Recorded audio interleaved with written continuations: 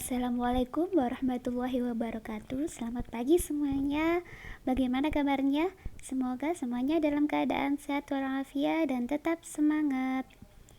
Baiklah, hari ini kita akan belajar akidah akhlak, yaitu sikap rukun dan saling menolong. Sebelum kita belajar, marilah kita baca doa bersama. Bismillahirrahmanirrahim. Raditu billahi rabba wa bil islami dina wa bi muhammadin nabiyyan wa rasula wa bil qur'ani imama.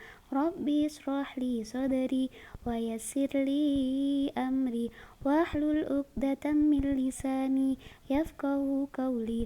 Rabbi zidni ilma warzuqni fahma. Amin. Baiklah anak-anak, kita akan belajar tentang sikap rukun dan tolong menolong. Baiklah, yang pertama yaitu sikap rukun. Pengertian sikap rukun. Sikap rukun adalah sikap saling menyayangi dan saling menghargai satu sama lain. Perasaan kasih sayang merupakan landasan bagi umat manusia dalam mencapai kerukunan, keharmonisan, dan ketentraman hidup. Sikap kasih sayang juga menjadi dasar bagi kelangsungan hidup manusia. Nah, contoh hidup rukun di rumah. Di rumah kita hidup bersama dengan kedua orang tua, kakak, dan adik. Nah, agar kerukunan di rumah tercipta, maka kita harus saling menyayangi orang tua, adik dan kakak, menghormati orang tua dan kakak, patuh kepada perintah orang tua, menghargai antara anggota keluarga, dan masih banyak yang lainnya. Itu adalah contoh hidup rukun di rumah. Nah, kemudian contoh sikap rukun di masyarakat.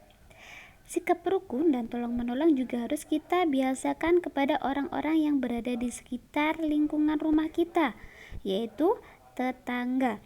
Terhadap tetangga, kita harus bersikap baik. Menjaga kerukunan dengan tetangga bisa kita lakukan dengan berbagai cara, yaitu bisa menghormati dan menghargai tetangga di sekitar rumah, saling menyapa bila bertemu dan mengucapkan salam, tidak berkata kasar dan menyakitkan kepada tetangga, saling menolong satu sama lain, dan masih banyak yang lainnya. Nah, itu adalah contoh hidup rukun di masyarakat. Kemudian contoh hidup rukun di sekolah. Di sekolah ada siapa saja? Ada teman, ada guru, ada kepala sekolah, ada guru-guru yang lain, ada Pak Saspa, dan ada yang lainnya.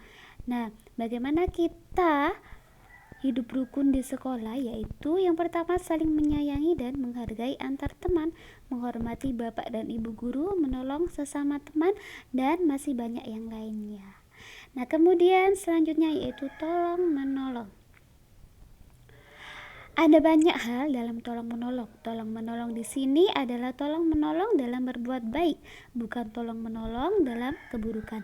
Seperti yang dijelaskan dalam Quran surat Al-Maidah ayat 2 yang berbunyi, "Wa ta'awanu 'alal birri wat taqwa wa la ta'awanu 'alal ismi wal udwan wa ta'awanu 'alal birri wat taqwa wa la ta'awanu 'alal ismi wal udwan."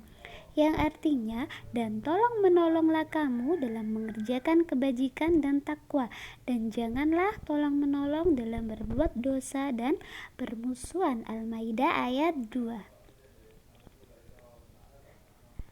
Nah, kemudian contoh tolong menolong dalam kebaikan yaitu salah satunya membantu ibu membersihkan rumah, membantu orang yang sedang terkena musibah, membantu menata buku-buku di perpus, membantu teman yang kesusahan, dan masih banyak tolong menolong dalam kebaikan yang lainnya. Kemudian contoh tolong menolong dalam keburukan.